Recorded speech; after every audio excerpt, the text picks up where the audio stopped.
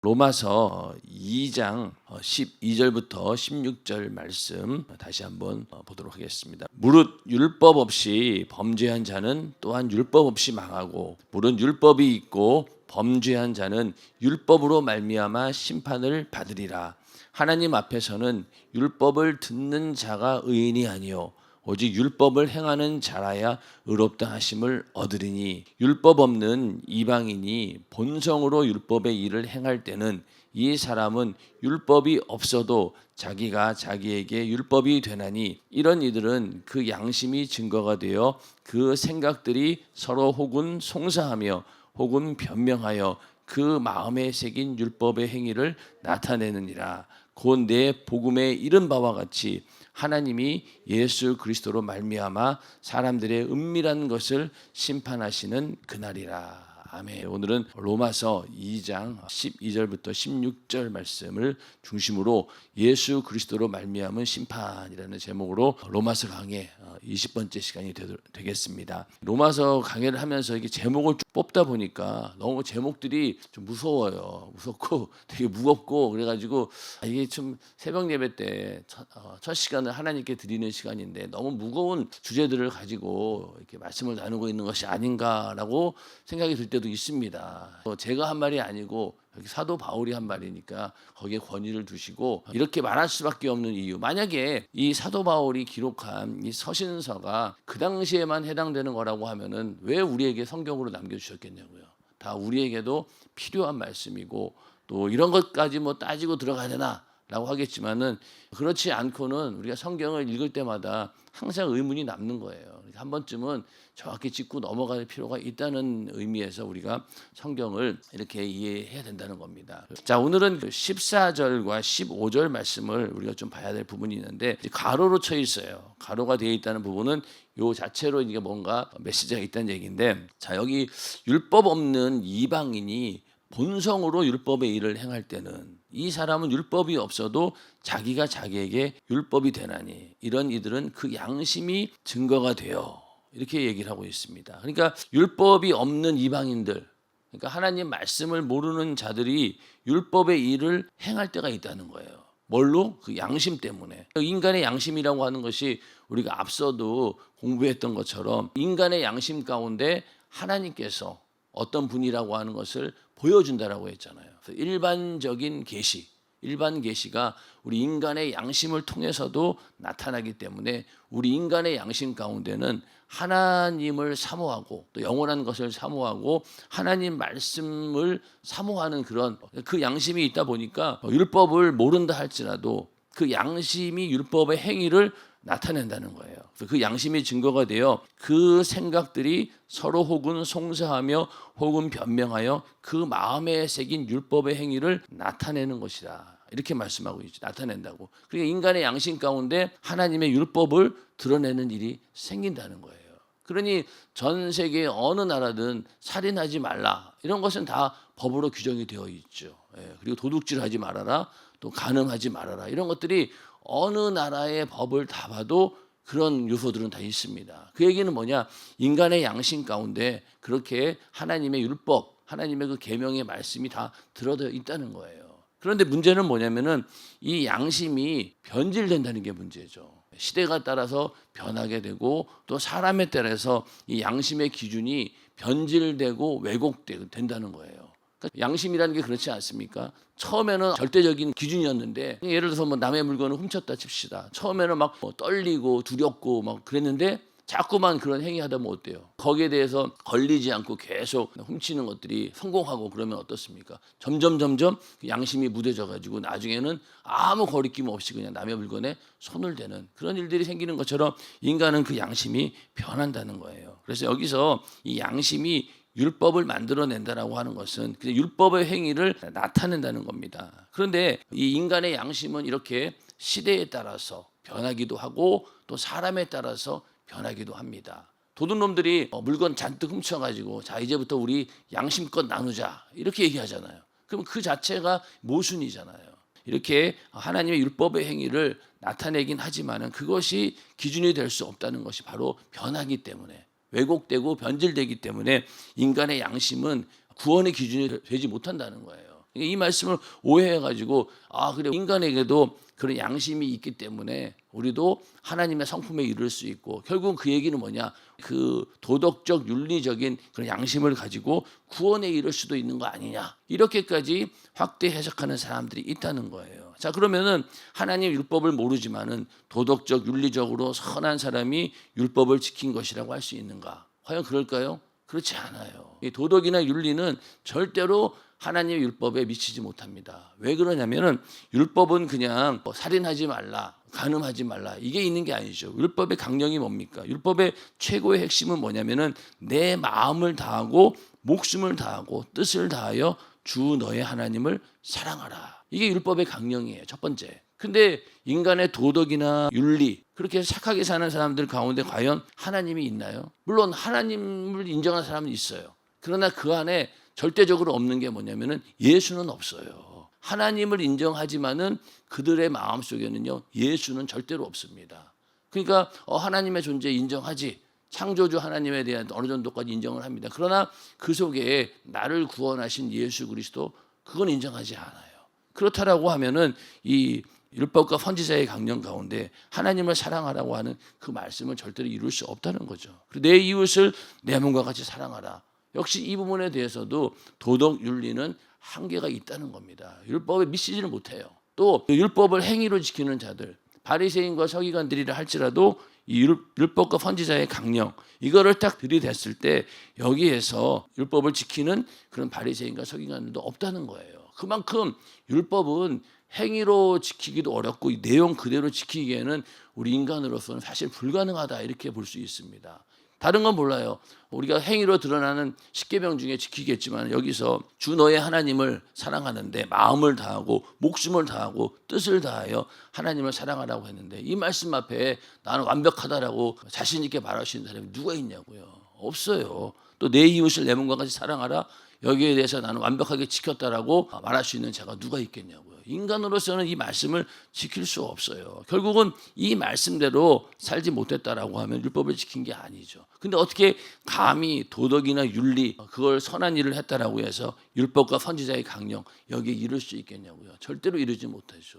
정말로 이 성령 안에 있고 성령의 능력으로 죄 안 지으려고 하고 또 하나님 말씀대로 살려고 하고 내 안에 주님의 심정 예수의 정신 구령의 열정을 달라고 몸부림치고 이렇게 기도하고 그래도 이 말씀을 이루기가 정말로 어려운데 그런 것조차 없이 도덕이나 윤리로 이것을 이룰 수 있다? 절대로 불가능하죠. 그러니까 이 인간의 양심은 우리의 구원의 기준이 될 수 없고 이것으로 인해서 율법을 지켰다라고는 말할 수 없다는 겁니다. 그만큼 이 율법을 지킨다라고 하는 것이 정말로 어려운 일이죠. 자, 야고보서 2장 8절부터 11절에 보면은요 이런 얘기가 나옵니다. 너희가 만일 경에 기록한 대로 내 이웃 사랑하기를 내 몸과 같이 하라 하신 최고한 법을 지키면 잘하는 것이거니와. 자, 여기서 내 이웃을 내 몸과 같이 사랑하라고 하신 그 율법의 강령 이것을 너희가 지키면은 이게 뭐 어떤 법이라는 거예요? 최고의 법이라는 거예요. 이거를 지키면은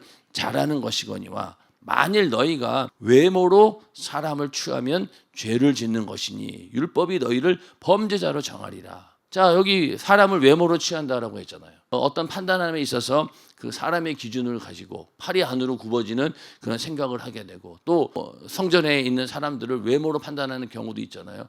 예를 들어서 막 노랑머리 막 물들인 사람이 왔어요. 청년이 왔어요. 앉아 있으면은 우리 교회 성도들이 다 어떻게 생각할까? 수근수근해요. 아이고 제 머리를 왜 저러고 왔을까? 다 그러잖아요. 솔직히 말해서 겉으로는 그래 교회에 오신 것을 환영합니다라고 해놓고도 은근히 모든 사람들이 다 판단합니다. 아이고 저 머리 빨리 염색 벗겨버리고 검정색깔 칠해야 되는데 그러면서 다 판단한다니까요. 그러니까 교회에 와서 그 사람의 과거가 뭐 저 사람이 어떤 사람이었대더라 그런 얘기 한번 소문나면 그냥 다들 수근수근 거리잖아요. 그건 은연중에 우리가 이웃을 내 몸과 같이 사랑하라라는 말씀을 어기고 외모로 사람을 판단하고 그러는 거예요. 그러니 그건 뭐예요? 죄라는 겁니다. 이게 죄라는 거예요. 과연 이 기준에서 벗어날 수 있는 사람 얼마나 되겠냐는 거죠. 없어요. 그래서 우리가 끊임없이 회개하고 기도해서 이런 마음이 내 안에 정말로 주님과 동일한 심정이 있기를 원한다는 거예요. 그래서 기도하는 겁니다. 그러니까 또 그렇게 이렇게 내 이웃을 내 몸과 같이 사랑하라 한 것도 너희는 지킬 수 없다는 거예요. 못 지킨다는 거예요. 그리고 10절에 가서 누구든지 온 율법을 지키다가 그 하나에 거치면 모두 범한 자가 되나니 간음하지 말라 하신 이가 또한 살인하지 말라 하셨은즉 네가 비록 간음하지 아니하여도 살인하면 율법을 범한 자가 되느니라. 아마 이 말씀도 제가 새벽 예배 때마다 굉장히 많이 말씀드렸을 거예요. 율법의 한계가 바로 여기 있다는 거예요. 자, 온 율법을 지키다가 자, 하라 하지 말라고 한 율법이 613개라고 합니다. 그러면 613개의 하라 하지 말라고 한 명령 가운데 612개를 지키다가 막판에 가서 한 개 못 지키면 어떻게 된다는 거예요? 그 하나가 잘못되면요 모두 범한 자가 된다는 거예요. 이 얘기는 뭡니까? 우리 인간의 능력으로는 율법을 지킬 수 없다라고 인정하라는 거예요. 이거를 일단 인정하셔야 돼요. 그래야지 율법주의에서 벗어납니다. 맞습니까? 내가 인간으로 율법 다 지킬 수 있어라고 자신 있게 얘기하면요 율법주의자가 되는 거예요. 근데 이게 안 된다라고 인정을 해야지만이 하나님의 은혜가 필요한 사람이 되는 거죠. 이거는 정말로 중요한 말씀이에요. 간음하지 말라고 했는데 또 살인하지 말라 했는데 누가 간음은 안 했지만은 살인한다는 거예요. 미워한다는 거예요. 이런 것들이 계속 우리 안에 율법이 613가지 율법이 복합적으로 움직여서 우리를 계속 판단할 때 거기에 의롭다 할 인간이 있냐는 거예요. 없어요. 그러니까 이 율법은 착하게 사는 사람이나 또 율법을 가진 유대인들이나 인간은 율법을 완벽하게 지킬 수 없다. 이 사실을 인정하고 항복하고 두 손 들고 은혜 받으려고 나오라는 말이에요. 이게 하나님의 의도예요. 나 율법대로 못 살아. 포기하지 말고 자포자기해서 될 대로 되라. 그러지 말라는 거예요. 중고등학생들이 그런다는 거예요. 어차피 나는 하나님 말씀대로 못 살아. 내가 노력했지만은 맨날 넘어지고 금방 세상 유혹에 넘어지니까 이렇게 내가 불편하게 못 살겠다. 그러니까 아예 나 그냥 교회 안 다닐래. 그러고 아예 은혜 안으로 들어오려고 하지는 않는 거예요. 그렇게 핑계를 대면서 빠져나가는 그런 아이들도 있다라고 하더라고요. 우리도 마찬가지죠. 어른들도 그래 하나님 말씀대로 못 사는 게 너무 사실은 송구하고 미안하죠. 그런데 어쩔 수 없다는 거예요. 그거를 인정하고 들어가야지만이 하나님의 은혜로 살 수 있는 겁니다. 그거를 하나님께서는 계속 요구하고 안 그러면 바리새인과 서기관들을 칭찬했어야죠. 그래 니들이 이렇게 도달할 수 없는 하나님의 법에 이르려고 참 너희들 고생 많이 한다. 조금만 더 열심히 하자.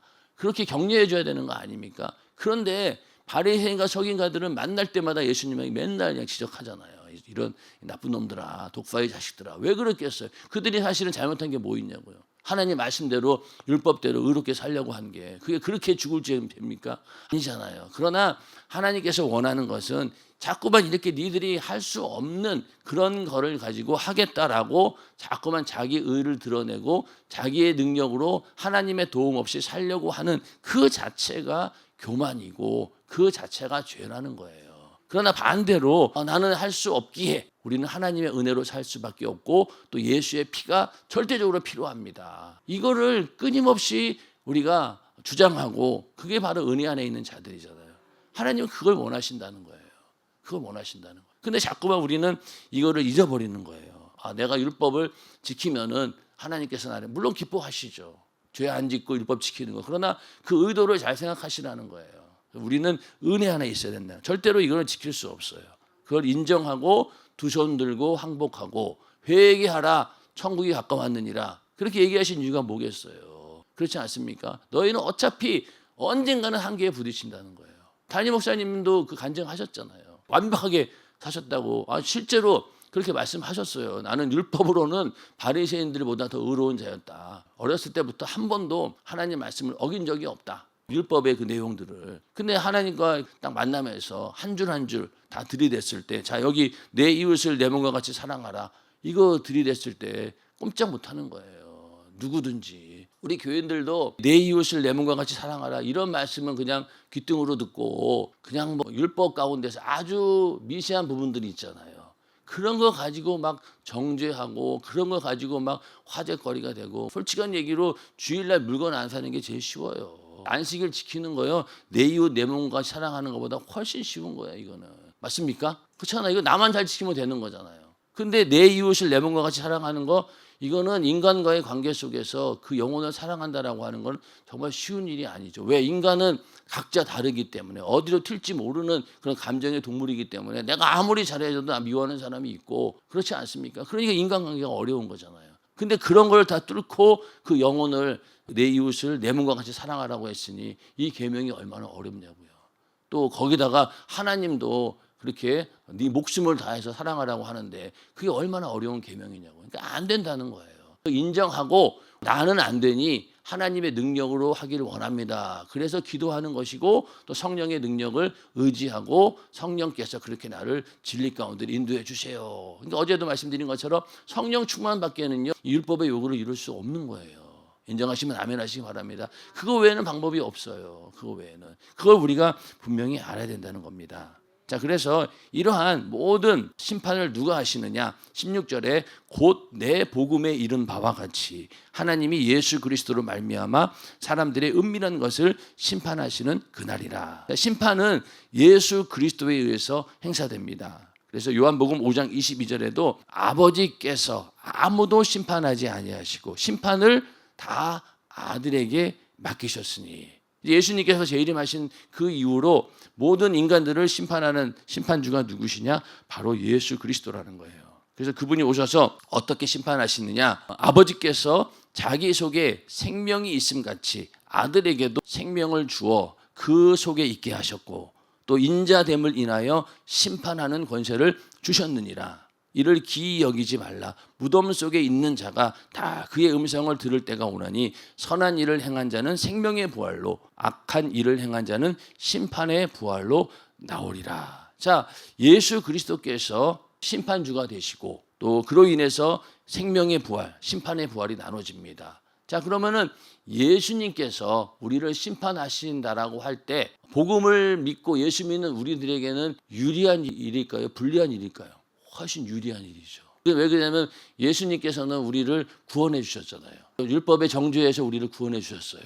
자, 그러면은 우리가 끝까지 예수를 믿고 예수가 내 안에 있으면은요, 이 심판대 앞에 갔을 때 내 안에 예수가 있는데 이 심판에서 우리는 벗어날 수 있다는 거예요. 맞습니까? 그러니까 예수님께서 심판주가 되신다라고 하는 것이 너무너무 감사한 거죠. 만약 율법이 기준이면 어떻게 되겠어요? 안 된다고 했잖아요. 맞습니까? 율법을 기준으로, 모세의 율법을 기준으로 만약에 우리 인간들을 심판하신다라고 하면은 탈락하는 사람 많습니다. 그렇지 않습니까? 그런데 다행히도 심판주가 누구냐? 예수 그리스도이신 거예요. 그러니까 이제 우리가 뭐 세상에서도 판사를 만나는데 판사가 나랑 아는 사람이야. 그러면 어떻게 했어요? 엄청 유리한 거죠. 판사가 나랑 아는 사람이에요. 그러면은 아무래도 이 팔이 안으로 굽는다고 조금이라도 도움이 되지 않겠습니까? 그런 것처럼 예수님이 나의 구주이시고 나를 구원해 주신 분인데 그분이 심판하신다라고 했을 때 우리는 예수 안에 있으면은요 되는 거예요. 그렇기 때문에 우리가 이 땅에 살면서도 다른 건 몰라도 우리의 모든 신앙이 어디 위에 건축되어야 되느냐? 바로 예수 그리스도라고 하는 터 위에다가 건축이 되어야 되는 거예요. 우리의 믿음도 그렇고 우리의 신앙생활도 그렇고 모든 것들이 예수라고 하는 터를 기준으로 그 위에다 집을 세워야 된다는 겁니다. 그래야지 무너지지 않아요. 그게 언제까지? 심판대에 가서도 예수라고 하는 터 위에 세워진 집은 무너지지 않고 예수 안에 있는 자들은 절대로 정죄함을 받을 수 없지요. 왜? 예수님께서 심판하시는 분이기 때문에. 예수님께서 심판하신다라고 하는 것이 오늘날 우리에게는 엄청난 유익인 겁니다. 예, 유익인 겁니다. 그래서 죄를 심판하시는데 은밀한 죄를 심판하신다. 왜? 하나님의 말씀은 살았고 운동력이 있어가지고 혼과 영과 및 관절과 골수를 찔러 쪼개기까지 하며 내 마음의 생각과 뜻까지도 다 감찰하신다는 거예요. 이걸 다 보고 심판하신다는 거죠. 그리고 내가 했던 모든 말들, 그 말도 끝나는 게 아니에요. 네 말로 정죄함을 받는다는 거예요. 우리 이 땅에 살면서 했던 그 말, 그런 모든 말들을 가지고 하나님께서 다 심판하신다는 거예요. 그 심판의 기준이 얼마나 정밀하겠냐고요. 또 여기 보면은 이 사도 바울은 내 복음에 이른 바와 같이, 이게 자기 복음이래, 내 복음. 그러니까 이 말을 또 오해해가지고 어떤 사람들은 야 이거 봐라, 사도 바울도 자기 복음이 있다, 나도 복음이 있어, 내가 복음이라고 하잖아. 내가 복음. 어떤 사람들은 하나님 말씀 가운데 자기에게 유리한 것만 딱딱 밑줄 쳐놓고 그것만 복음으로 받아들이는 사람들이 있어요. 그러니까 뭐 잘 먹고 잘 살아라, 이 땅에서 복 받아라, 뭐 이런 얘기, 그런 얘기만 그냥 너무 은혜스러워, 이건 나에게 주신 말씀이야, 그래놓고 다른 거 죽도록 충성하라 이런 거는 싹 빼놓고, 그게 바로 내가 복음인 거죠. 다른 복음은 없어요. 사도 바울도 다른 복음이 없고, 다른 복음을 전하면은 저주를 받는 데잖아요. 하나님 말씀에서 벗어나서 내 맘대로 막 해석해가지고 이것만 내가 받아들일래, 이거는 정말로 저주받을 짓이라는 거죠. 우리는 하나님 말씀을 있는 그대로 다 받아들이셔야 되는 거예요. 그래야지 이게 제대로 기능을 발휘하는 것이지, 좋은 것만 딱 빼가지고 그것만 나에게 주시는 내마다 이래가지고 1년에 한 번씩 신년 되면은 왜 뽑잖아요. 말씀 뽑기 같은 거 하잖아요. 그러면 딱 뽑았어. 근데 거기에 딱 뽑았는데 네가 죽도록 충성하라 그러면 다시 집어넣고 딴 거 주세요 이러잖아요. 우리 심리가. 그게 바로 은근히 우리 안에는 내가 원하는 것만 들으려고 하는 게 있어요. 설교도 담임 목사님께서 이 100을 얘기했으면은 자기에게 듣기 좋은 거 10만 듣고 막 은혜 받았다는 거예요. 그러니까 또 가서 들어보면 어때요? 아, 이런 부분도 있었구나. 다 놓치고 내가 듣고 싶은 것만 듣는 게 인간의 습성이라는 겁니다. 그런 것들을 다 깨부시고 어떨 때는 하나님 말씀 듣고 항상 회개하는 자가 어떻게 보면은 은혜 받은 자이죠. 그래서 우리에게는 절대로 내 복음이 없어요. 그런데 사도 바울이 내 복음 이렇게 한 것은 내가 전한 복음, 성령의 감동으로 전했던 그 복음만이 진리이다, 이거를 말해주고 있는 거죠. 그래서 이 복음에 이른 바와 같이 오직 예수님만이 우리의 심판의 기준이다. 예수님이 우리를 심판하시는 분이고 오직 예수로 우리를 심판하신다는 거예요. 왜냐하면 예수 그리스도는 어제나 오늘이나 영원토록 동일하시니라. 변함이 없으신 거예요. 인간의 양심과 도덕, 윤리 변한다고 했죠. 그리고 율법도 완전하지 않아요. 그렇잖아요. 율법이 완전하지 않기 때문에 어땠습니까? 율법을 완성하기 위해서 예수님이 오신 거잖아요. 그러니까 율법도 안 된다는 거예요. 율법과 양심이 그 권위가 어느 정도 있긴 하지만은 여전히 왜곡되고 변질되고 잘못 해석될 수 있다는 거예요. 그런데 예수님은 말씀 자체이시기 때문에 변함이 없는 분이라는 거죠. 그러니까 인간의 양심도 그 안에 예수가 있느냐 없느냐에 따라서 완전히 달라지는 거예요. 예수가 있는 양심, 예수가 있는 윤리 도덕이 되어야 된다는 거죠. 주 안에서 부모도 공경하는 것이잖아요. 그런 것처럼 모든 일들이 예수 안에서 도덕이나 윤리, 양심 모든 것들이 다 거기 기준으로 있어야 되는 거예요. 그걸 우리가 가지고 있어야 된다는 겁니다. 도덕적, 윤리적으로 우리가 선하게 산다, 물론 좋은 일이죠. 그러나 그것도 주 안에서 구제를 하더라도 예수 안에서 하는 구제는 다르죠. 그 영혼들에게 복음을 전할 수밖에 없어요. 그러나 세상의 구제는 어떻습니까? 그냥 불우한 이웃들 도와주는 걸로 끝나요. 근데 우리는 꼭 뭐가 있습니까? 복음을 전하잖아요. 복음을 전하고 그들을 도와줍니다. 완전히 다른 거예요. 예수가 있어야 된다는 거예요. 왜? 양심의 원형이고 율법의 완성이시기 때문에. 그렇기 때문에 예수님만이 산자와 죽은 자를 심판하실 분이라는 겁니다. 그리고 결국은 내 안에 내가 죽고 예수가 내 안에 산다면은 그 예수가 기준인 심판대 앞에서 누구도 정죄당하지 않는 겁니다. 이게 중요한 거죠. 내 안에 예수가 있으면은 절대로 우리는 정죄당하지 않는다는 거예요. 심판대 앞에서 우리는 자유함을 얻을 수 있다는 거예요. 그러니 오죽하면은 신부의 믿음을 가진 자들은 나중에 그 심판까지도 프리패스예요. 그렇잖아요. 그러니까 내 안에 예수가 있고 정말로 주님의 신부로서의 자격이 있는 자는 마지막에 그 심판 때까지도 통과하는 겁니다. 그리고 예수 믿는 자들은 심판 때에 서기는 섰지만은 내 안에 예수가 있기 때문에 다 정죄받지 않고 통과가 되는 거예요. 그러니 이 예수가 기준이 되었다라고 하는 것이 얼마나 감사한 일입니까? 예수를 기준으로 삼아 내려지는 심판은 누구에게나 공정한 거예요. 맞습니까? 이거는 어느 누구도 이해를 할 수가 없는 거예요. 왜? 저번에 말씀드린 것처럼 예수 믿으라고 했지 언제 율법을 지키라고 했냐. 그것부터 시작이 돼가지고 예수 믿는 게 자기가 받아들이는 거잖아요. 근데 그걸 안 받아들인 불순종, 불신앙의 죄만 있는 거잖아요. 그러니까 공정하죠. 어느 누구도 핑계할 수가 없어요. 그렇기 때문에 복음이 되는 겁니다. 복음이 우리를 심판한다라고 했을 때 믿지 않는 자에게는 두려운 심판이지만은 믿는 자에게는 정말로 복음이 되는 거예요. 야, 예수 믿었더니 내가 지옥 안 가게 됐구나. 그거를 천국과 지옥 그 심판대에서 알게 되었을 때 얼마나 기쁘겠냐고요. 맞습니까? 기쁘죠. 아, 예수 믿었더니 이게 진짜 완전히 이게 지옥 안 가고 천국 가는구나. 그거를 눈에 뻔히 볼 때 이거는 이게 뭐 무기징역 받던 징역 때린 사람이 뭐 15년으로 줄었다. 이거는 완전 다른 거죠. 완전히 이거는 우리에게 복음이 되는 겁니다. 결론적으로 율법과 양심의 절대적인 기준, 예수 그리스도에 의해서 그로 말미암아 유대인과 헬라인, 율법 있는 사람과 율법 없는 사람이 공정한 심판을 받는다는 이 심판의 원리는 우리 각자에게 복음이 되는 것이다. 유대인이건 헬라인이건 율법이 있는 사람이건 없는 사람이건 결국은 누구에 의해서 심판받는다는 거예요. 예수 그리스도로 인해서 심판받는다는 거예요. 그러니 어느 누구도 거기에 대해서 이의를 제기할 것이 없고 공정한 심판이 이루어진다라는 그런 사실을 우리가 이 말씀을 통해서 알 수 있다는 겁니다. 그래서 우리가 예수 믿는다라고 하는 것이 이게 얼마나 큰 복인가라는 것을 다시 한번 깨닫고, 사도 바울은 이 얘기를 하고 싶은 거예요. 인간은 싹 다 죄인이다. 그러니 딴 생각하지 말고 은혜 받으려고 예수를 붙들어라. 그래야지 네가 산다. 이 얘기를 처음부터 계속 하고 있는 겁니다.